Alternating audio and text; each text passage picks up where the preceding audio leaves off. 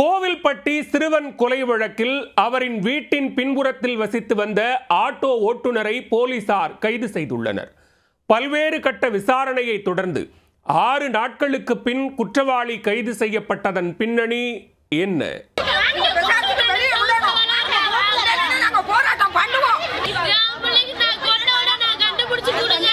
நியாயம் கிடைக்கல, நான் அதுக்காக போயிட்டு இருக்கேன். எனக்கு நியாயம் கிடைக்கும்ன்றதுக்காக நான் போயிட்டு இருக்கேன். குற்றவாளி யாரோ அவங்கள மட்டும் கண்டுபிடிக்க சொல்லுங்க. அதுக்காண்டி இவங்க கொலை பண்ணாங்க அடிச்சு நீ ஒத்துக்கோன்னு சொல்றாங்க. அதெல்லாம் நியாயமே கிடையாது.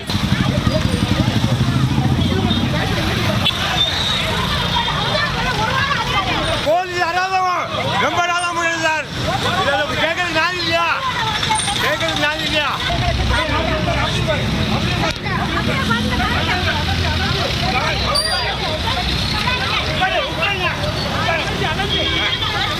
கோவில்பட்டியில் 10 வயது சிறுவன் மர்மமான முறையில் கொலை செய்யப்பட்ட சம்பவம் பெரும் அதிர்ச்சியை ஏற்படுத்தியது. குற்றவாளிகளை பிடிப்பதில் துப்பு கிடைக்காததால் பெரும் பின்னடைவு ஏற்பட்டது.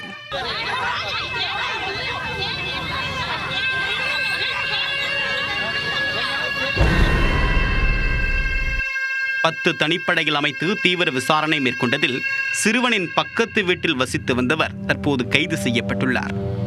சிறுவனின் உடலை கொண்டு சென்ற இடத்திற்கெல்லாம் உடன் சென்று எதுவும் தெரியாதது போன்று நாடகமாடியவர் வசமாக சிக்கியது எப்படி?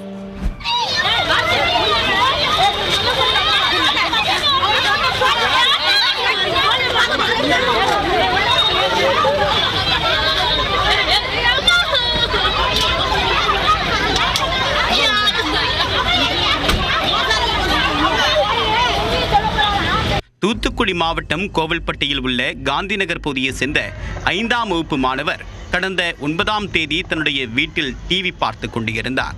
தனியாக இருந்தவர் காலை 10 மணிக்கு காணாமல் போன நிலையில் மறுநாள் அதிகாலை 5:30 மணிக்கு பக்கத்து வீட்டு மொட்டை மாடியில் சடலமாக கண்டெடுக்கப்பட்டார்.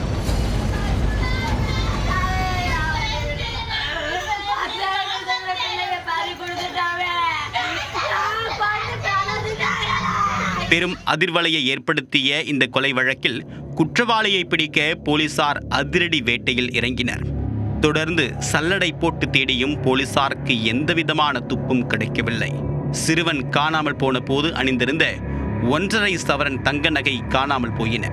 இதனால் நகைக்காக கொலை செய்யப்பட்டாரா அல்லது வேறு ஏதும் காரணமா என்பது குறித்து கோவில்பட்டி மேற்கு காவல் நிலைய போலீசார் வழக்கு பதிவு செய்து விசாரணை மேற்கொண்டனர்.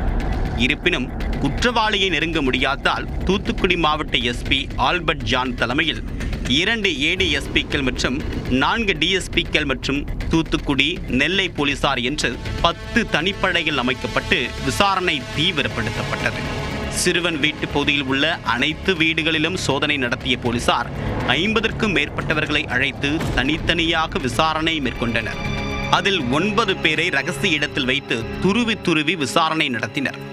இருந்த போதும் குற்றவாளியை பிடிக்க முடியாததால் கடந்த 12ஆம் தேதி சிறுவனின் பெற்றோர் மற்றும் அவரின் தாத்தா என்று 3 பேர் விஷம் குடித்து தற்கொலைக்கு முயன்றனர்.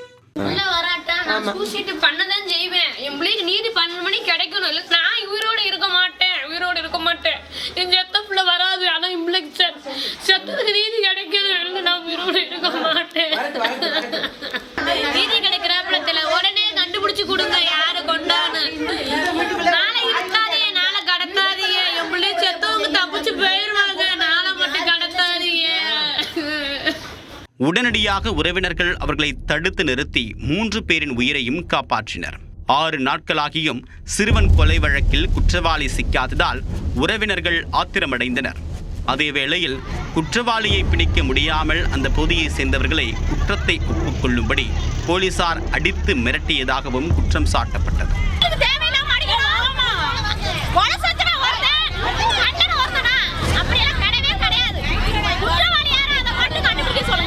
இந்நிலையில் உண்மையான குற்றவாளிகளை கைது செய்ய வலியுறுத்தி கோவில்பட்டி பிரதான சாலையில் சிறுவனின் பெற்றோர் மற்றும் உறவினர்கள் மறியல் போராட்டத்தில் ஈடுபட முயன்றனர்.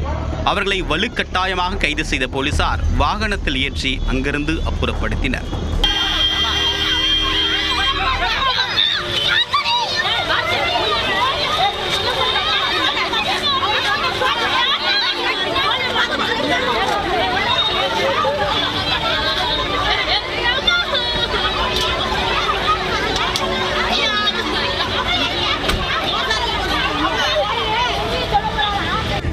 இதனிடையே போலீசார் விரைந்து செயல்பட்டிருந்தால் சிறுவனை காப்பாற்றி இருக்கலாம் என்றும் உறவினர்கள் தெரிவித்துள்ளனர். மாறாக நீதி கேட்டு போராடக்கூடிய தங்களை சுட்டுக் கொன்று விடுவோம் என்று போலீசார் மிரட்டுவதாகவும் குற்றம் சாட்டினர். போராட்டத்தில் ஈடுபட்டவர்களிடம் கோவில்பட்டு டிஎஸ்பி ஜெகநாதன் மற்றும் போலீசார் சமாதான பேச்சுவார்த்தை நடத்தினர். மேலும் விரைவில் குற்றவாளியை கைது செய்து விடுவோம் என்று உறுதியளித்ததும் அவர்கள் போராட்டத்தை கைவிட்டனர். நாங்க என்ன சார்ந்து கேட்டா, உங்க வேலையை பாருங்க, எங்க கடமை நாங்க செஞ்சுட்டு இருக்கோம், நீ உன் கைய கால உனக்கு ஒண்ணு சேர்த்து போலீஸ் ஸ்டேஷன்ல போட்டுவேன் அப்படின்னு சொல்றாங்க. இன்னொரு ஆள் நான் பஸ் ஸ்டாண்ட்ல இருக்கும்போது அங்கே வச்சுக்கிறாரு, வீட்டுல வச்சு ஒரு ஆள் கொண்டு போங்கிறாரு. எங்களுக்கு போலீஸே எங்களுக்கு பாதுகாப்பு இல்லை. நான் அவங்க நட்டி போலீஸ் நம்பி நாங்க இருக்கோம், அவங்களே எங்களை மிரட்டுறாங்க. பாதிக்கப்பட்டவங்க நாங்க, எங்களே மிரட்டுறாங்க. போற போக்க பார்த்தா எங்க மேலேயே ஒரு கொலை போட்டு எங்களே உள்ள அடிச்சுவாங்களோ எங்க பயமா இருக்கு. அதனாலதான் நியாயம் கட்டு நான் ரோட்ல வந்து நிற்கேன். இந்நிலையில் 10 வயது சிறுவன் கொலை வழக்கில் முக்கிய குற்றவாளியை கைது செய்திருப்பதாக தூத்துக்குடி எஸ்பி ஆல்பர்ட் ஜான் தகவல் தெரிவித்திருக்கிறார். சிறுவன் கொலை வழக்கில் அவரின் வீட்டின் பின்புறம் வசிக்கக்கூடிய ஆட்டோ டிரைவர் கருப்பசாமி என்பவர்தான் குற்றவாளி என்பது உறுதியாகி இருப்பதாக போலீசார் தெரிவித்துள்ளனர். இவர் சம்பவத்தன்று சிறுவனை பலவந்தமாக பாலியல் துன்புறுத்தலுக்கு உள்ளாக்கியதால் மூச்சு திணறல் ஏற்பட்டு உயிரிழந்ததாக கூறப்படுகிறது. இந்த வழக்கு தொடர்பாக போலீசார் அந்த பகுதியில் இருந்த இளைஞர்கள் மற்றும் சிறுவர்களை அழைத்து விசாரித்துள்ளனர். அப்போது ஆட்டோ டிரைவர் கருப்பசாமி பற்றி சில தகவல்களை கொடுத்துள்ளனர். அதன் அடிப்படையில் போலீசார் நடத்திய கிடுக்குப்பிடி விசாரணையில் ஆட்டோ டிரைவர் கருப்பசாமி தான் முக்கிய குற்றவாளி என்பதை அடையாளம் கண்டு கொண்டதாக போலீசார் தெரிவித்துள்ளனர். மேலும் சிறுவன் காணாமல் போனது முதல் அவருடைய உடலை அரசு மருத்துவமனைக்கு கொண்டு சென்றது வரை ஆட்டோ டிரைவர் கருப்பசாமி உடன் இருந்ததாக போலீசார் தெரிவித்துள்ளனர். அத்துடன் போலீசாருடன் சேர்ந்து சிறுவனை தேடுவது போன்று அவர் நாடகமாடியதும் அம்பலமாகியுள்ளது. கைது செய்யப்பட்டுள்ள ஆட்டோ ஓட்டுநர் கருப்பசாமி கொலை செய்யப்பட்ட சிறுவனின் உறவினர் என்பதும் குறிப்பிடத்தக்கது. மேலும் இந்த வழக்கில் கருப்பசாமியுடன் மேலும் யாருக்கு தொடர்புள்ளது என்ற கோணத்திலும் போலீசார் தொடர் விசாரணை மேற்கொண்டு வருகின்றனர். கோவில்பட்டியில் 10 வயது சிறுவன் மர்மமான முறையில் கொலை செய்யப்பட்ட வழக்கில் முக்கிய குற்றவாளி ஆட்டோ ஓட்டுநர் கருப்பசாமி 6 நாட்களுக்கு பிறகு கைது செய்யப்பட்டுள்ளார்.